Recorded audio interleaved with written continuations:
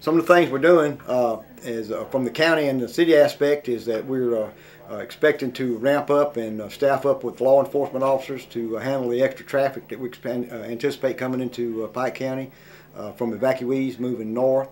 And we're also re-readying all the fire departments and getting the saws and all the things ready, because we do expect a lot of trees to be down if the forecast holds true. And they're saying into Wednesday that we can get 60 to 70 mile an hour sustained winds and 85 mile an hour gusts. That's a lot of wind. That wind is comparable to the wind from Katrina, believe it or not, for us. During Katrina, the western side of the county got about 70 mile an hour winds was the max they got to. If this goes to 75 and 85 mile an hour winds, then that's going to be a substantial amount of wind. And we're going to lose trees. You should prepare for power outages. You should prepare if you've got a generator, or if you have a neighbor or a family member that has a generator, then maybe it would be a bad idea to all stay at one location so that you're running one generator instead of three. 1/3 the amount of gas that you'll be burning if everybody stays at one spot. So that's something to consider.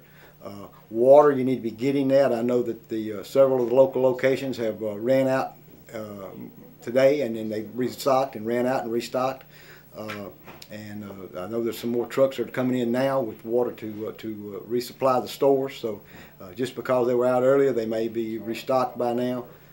Fuel, you need to fuel your vehicles up so that you're not standing in line trying to get fuel when the evacuees and other people come through. You need to go ahead and get that out of the way.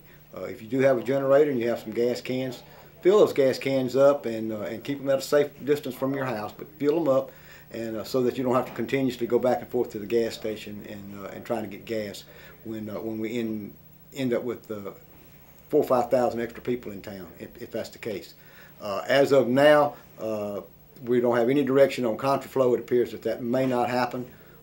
Probably won't happen, but it could. I think Governor Jindal in Louisiana is going to make that decision sometime this afternoon, and if he pulls the trigger on it, then we will contraflow. Local people need to go ahead and make yourself, as we say it 100 times, make yourself self-sufficient for around 36 hours at least. You know, make sure you got some food and things like that you can eat. Cold cuts, things that you can easily prepare and eat. Outdoor grilling and things like that. Those kind of things are very real need during Katrina, and could be during this event if you're without power for an extended period of time. If we got a lot of power outage and a lot of trees down, it may be a week or more before you get your power back. So be prepared for that. Have a plan of where you're going to go if you lose power. Somewhere you may go visit friends or go somewhere else north of here or east of here and visit someone that does have power for a length of time. Hotels in Macomb, as of right now, there's only about 30 rooms left for tonight in all the hotels combined. Tomorrow night is booked in most of them, as well as the rest of the week. So leaving home and going to a motel is not going to be an option in Macomb. And probably as far north as Jackson, and maybe even as far north as Memphis, depending on how many people evacuate Louisiana, New Orleans, and the Mississippi Gulf Coast. Consider all power lines to be hot, to be activated. Consider it doesn't matter if it's sparking or not, consider it to be hot at all times. Even though a power line may have been down, it may be dead for hours, and somebody a mile down the road could have a generator improperly hooked up, and it could energize that line, and you're thinking it's dead, and it's not dead.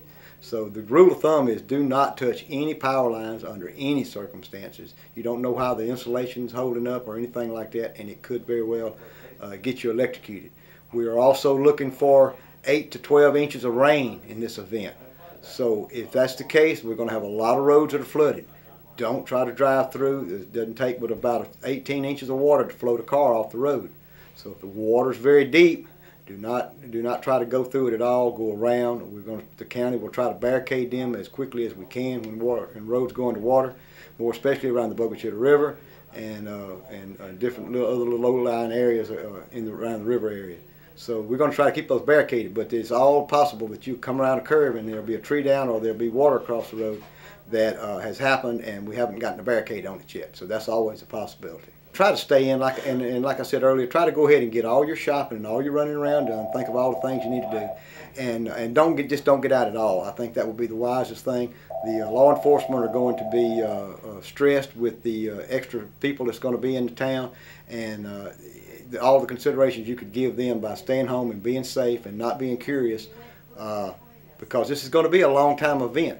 Our winds are going to start picking up tomorrow afternoon, Tuesday afternoon, and it's going to be really breezy. As it gets into the night, it's going to get worse. And we're going to look at winds and 30-mile-an-hour plus winds for over 24 hours, possibly as much as 36 hours.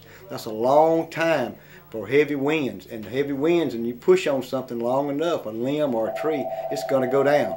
So stay in. Do not travel any more than absolutely necessary. That's my best advice I can give you. Get your shopping done today. It's a beautiful sunshiny day, and stay in. The schools, the decision will be made this afternoon at 3 o'clock on the school closing, so pay attention to the radio stations and to your other media on school closings, and probably won't have a reason to get out Wednesday and Thursday.